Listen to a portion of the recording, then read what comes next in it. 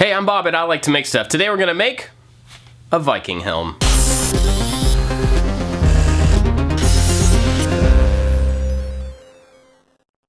A good friend of mine is the lead artist on a video game called Brawlhalla. He and his team asked me to make a costume piece from one of the characters in the game, and they chose a guy named Bödvar. We decided to make his headpiece because it's something that people can easily take on and off at video game conferences to take photos in. So next time you're at a video game show, if you see the Brawlhalla booth, be sure to go check this thing out. Alright, let's get to it. I got out my life cast from a previous video, but I know most people don't have this, so you could easily use a styrofoam head or maybe even a good friend.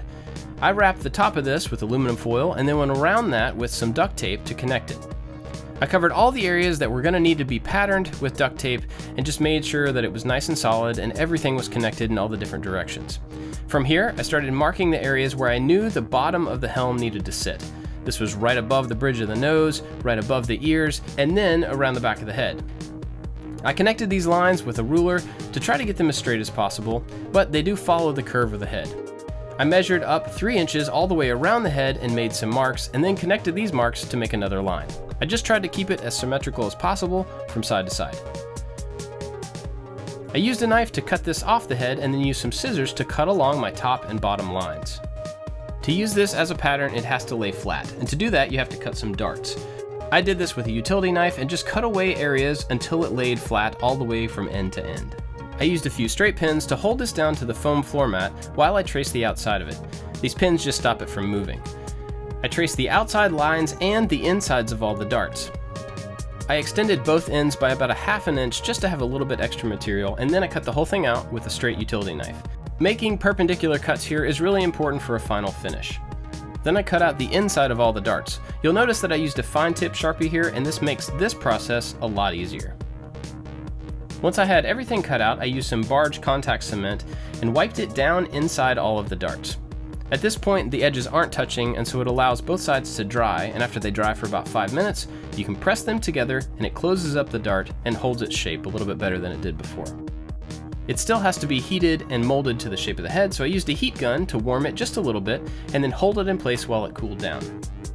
That takes you a little bit of the way, but to hold it into its real shape, I cut down several pieces of elastic strip and then added some barge to both ends on the inside of this helm. I added some barge to the back side of all of these elastic strips, let all of it dry, and then stuck it together so that there were 4 strips of elastic extending from one side to the other side. I also covered these with a thin piece of foam just to make sure that they didn't get pulled off and to add a little bit of extra strength. I laid these pieces over where I thought they should go, hoping that there was enough room there for my head to fit in, and then closed up the other side as well.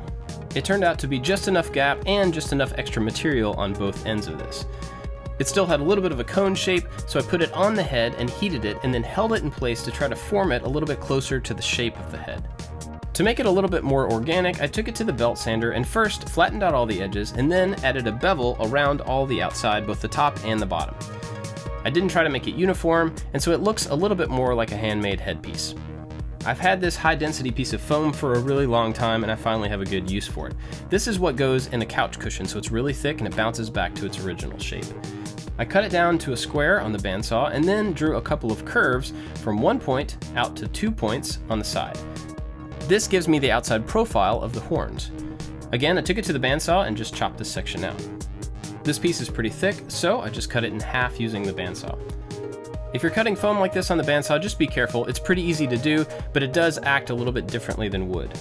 I held these 2 pieces together and then drew the overall shape of the horns, trying to get them pretty uniform. They don't have to be exact. This part was a little bit tricky on the bandsaw because you have to keep one flat edge against the table, otherwise the saw blade will take it away from you. You have to be really careful when you do this and keep your fingers really far away from the blade. Once I had these carved down to a general shape, I used a rough sanding block to knock off the edges. This part doesn't have to be particularly pretty, it just has to be the general shape of the horns. To wrap these in foam, I made some templates, and I followed basically the same procedure that I did for the main piece at the beginning. I wrapped the whole thing in duct tape, cut it off, cut it so that I could flatten it out into 2 pieces, and then cut those out of foam. Evil Ted Smith has a wonderful video about making templates like this. I'll link it down in the description. It goes into detail on the best ways to do it, and he's just really good at what he does. Once I had each side of this glued together to have its shape, then I glued those two pieces together, putting the foam horn on the inside. Then I just trimmed off the bottom so it was all flush. I did the second horn in the same way. Having that foam on the inside forces them to pop back into shape if they get squished, and since people are going to be wearing this for pictures, that'll probably happen quite a bit. I used a sanding block to start smoothing out some of these seams. I tried a rasp, but the sanding block ended up working better than anything else. After I got them down pretty good, I went back and used some quick seal to run over these. I added quite a bit of material and then wet my finger to smooth out the caulking. I wasn't exactly sure how I was going to texture these yet, so I was trying to get it as smooth as possible. And after I did this on both of them and got a pretty good smoothness, I realized that actually the caulking had a cool texture to it, and it might end up looking like bone or a horn. I went ahead and added some barge to the end of these and to the side of the helm and glued them in place. With these glued on, I started to add the texture, and I did that by wiping on a whole lot of quick seal and then making some lines from the bottom all the way up to the top. Because I didn't use water to smooth it out, there were a lot of pits left and a lot of lines running from top to bottom. I thought it was actually pretty cool and turned out looking a lot more like a horn than I expected it would. I also went back with the quickset and some water to fill in some of the gaps around the main part of the helm. These gaps were mostly where the darts had been, but there were also just some holes in the foam. I used a Dremel tool with a sanding drum on it to clean up the inside edge both on the top and the bottom all the way around this. Basically, I just tried to mimic the bevel that I'd put with the other sander earlier. I followed the same process for pattern making to make some strips to go around the connection point between the horn and the helm. I used really thin 2mm craft foam for this. It's just a thinner strip and it matches the thickness that was in the art that I was given as reference. I created one wide strip and added it around both pieces, and then went back and did a similar strip that was a little bit thinner to add some depth. These pieces all got glued on with barge just like everything else. I set up my portable paint booth so that I could seal all of the foam, and for the first time I'm using Plastidip to seal this. It helps protect the rubber and gives it a good surface for you to paint on. I did 3 or 4 coats with about 5 minutes in between. You can see it dry, so once it's dry you can add the other coat. After I had all the coats on, I left it in here for about 24 hours to fully cure. You can see the texture on the horns really started to come out once it had a solid color. This character has some gold decorations on the front and the back of the helm. I covered the entire front with some blue painter's tape and tried to make a template this way instead of the duct tape method I'd used before. I actually ended up liking this better. I found the center point and then drew symmetrical lines on both sides just to try to make sure that I had the proportion right, even though I'm only going to use one of these as a template. I pulled the tape off and laid it down just so I could cut it in half. I taped that down to some aluminum foil to give it a solid backing, and then cut that out along the lines. I traced it on the foam, flipped it over, and traced it again so I had 2 symmetrical pieces. I sanded the texture off of the back of these so that they would sit flat against the main helm when I glued them on. These have kind of a complex bevel on them, so I drew the high points of those lines based off the art that I was given. These lines will give me a place to cut from to make sure that I can follow the same line.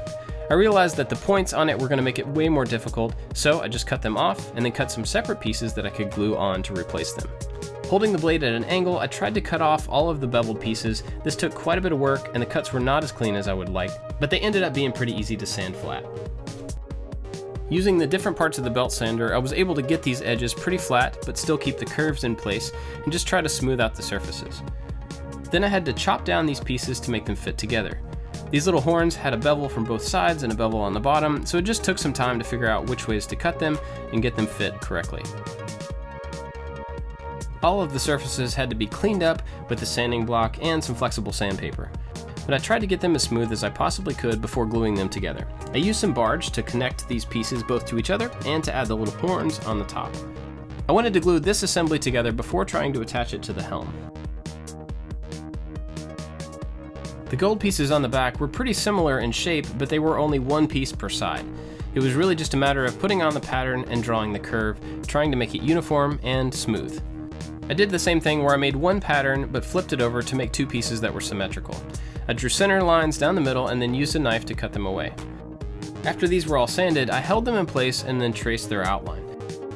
This is the area where I'll put barge later on.